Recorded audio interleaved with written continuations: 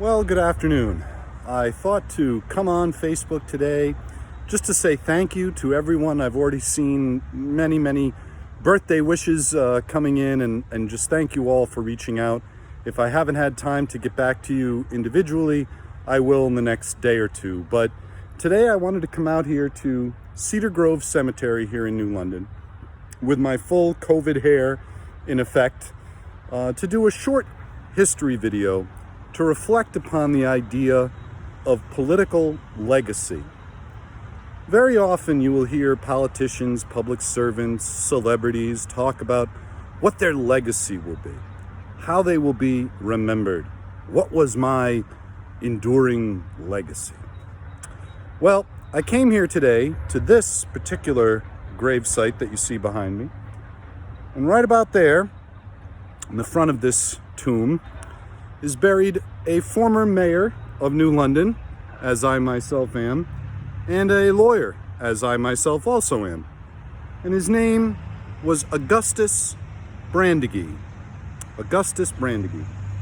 And before he was mayor of New London, as a lawyer and as a trial court judge in something that was called at the time the police court, a very low-level type of court, Mr. Brandegee would hear cases at what is now the Custom House in New London.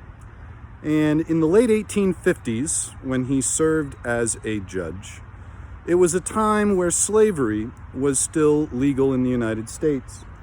And fugitive slaves would be brought before him, and under the Federal Fugitive Slave Act, these slaves were supposed to be returned to their quote-unquote rightful owners.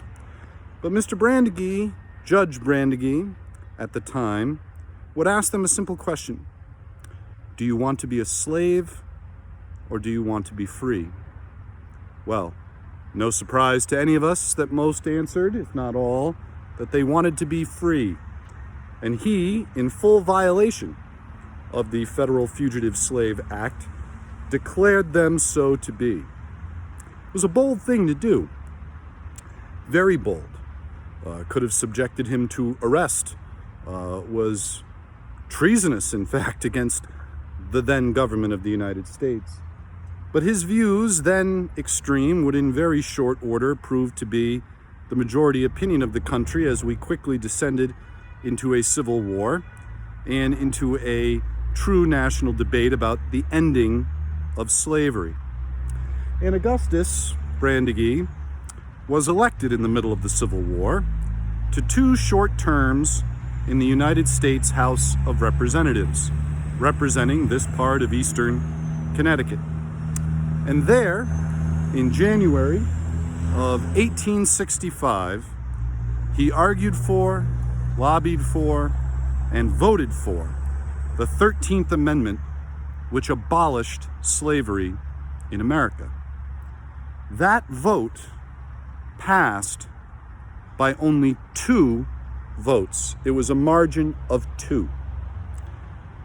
Mr. Brandegee not only was one of those 2, had he voted differently, the matter could have gone entirely differently, but his efforts to convince others undoubtedly helped secure the majority. So this man, who is buried here, one of our former mayors, one of our former local judges, one of our former congressmen, is perhaps one of the few individuals that we can say ended slavery in America. What a legacy, one would think. Except, undoubtedly, many of you who are hearing this message today have probably never heard of Augustus Bradegee.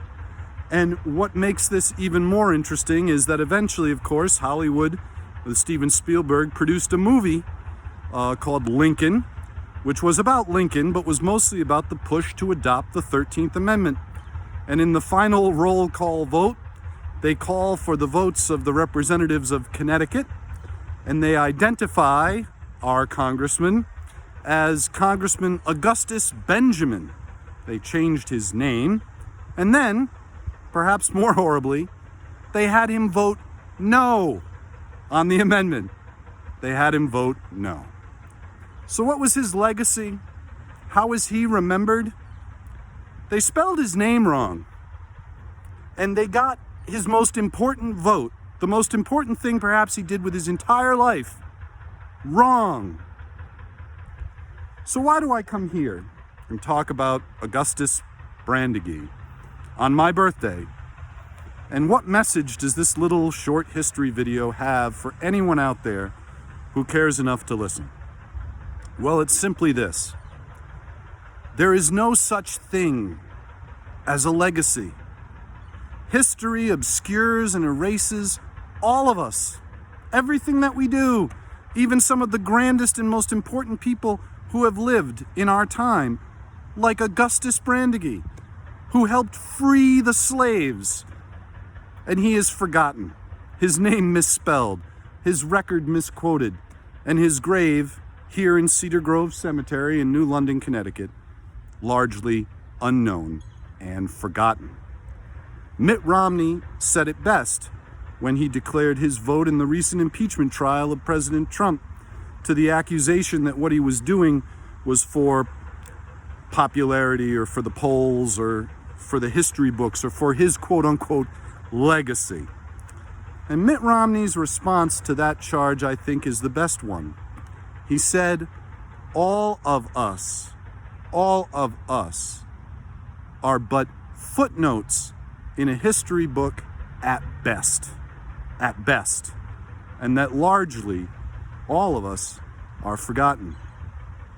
But what Augustus Bradegee believed, as I believed what Mitt Romney believed when he cast his vote, is that what they were doing was the right thing to do. Centuries later, Augustus here may well be forgotten. And if he's mentioned in the history books, they may get it wrong and or spell his name wrong. But it doesn't matter, because I know, having been through political life myself, what really mattered to him. And it's what really should matter to anyone who seeks to make a difference in our world today, which is this. Don't worry about the legacy. Don't worry about if you're remembered. Don't worry about if they spell your name right. Don't worry about any of that. All that matters is that you do what is right, so that years after you are gone and forgotten, there may be millions of people who have the opportunity to live free, to better their lives, and evil institutions like the institutions of slavery are buried right alongside you in the forgotten ash heap of history. Do what is right. Do it for the people who will never know that you did it. Do it for the people who will forget you. Do it for the millions of people who are yet unborn. Because whether one person remembers or no one remembers, the simple fact will be that it happened, and that it happened because of you. So on my birthday, I thought to pay tribute to one of my predecessors in the New London mayor's office, Augustus Bradegee, who did his part to make the world a better place in his brief time in public service. I hope that each of us can live up to that example and worry less about legacy and worry more about just doing what's right.